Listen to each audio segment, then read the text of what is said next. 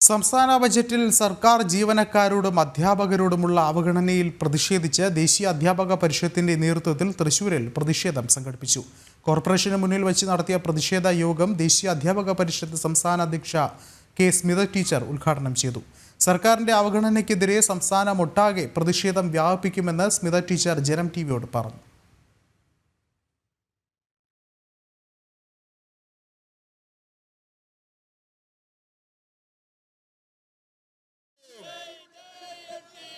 जय जय एनपीओ,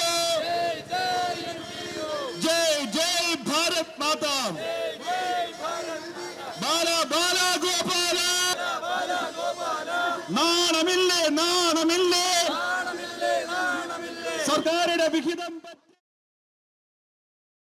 സർക്കാർ ജീവനക്കാരും അധ്യാപകരും ഏറ്റവും അധികം അവഗണന നേരിട്ട ഒരു ബഡ്ജറ്റാണ് ഇത്തവണ കേരള ഗവൺമെന്റ് പുറത്തിറക്കിയിട്ടുള്ളത്.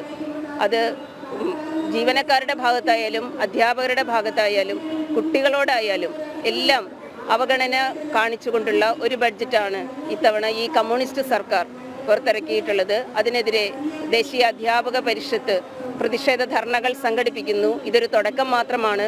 ഇതിനെതിരെ ഏറ്റവും സംസ്ഥാന വ്യാപകമായി തന്നെ ഞങ്ങൾ പ്രതിഷേധ സമരങ്ങൾ സംഘടിപ്പിക്കുകയാണ്.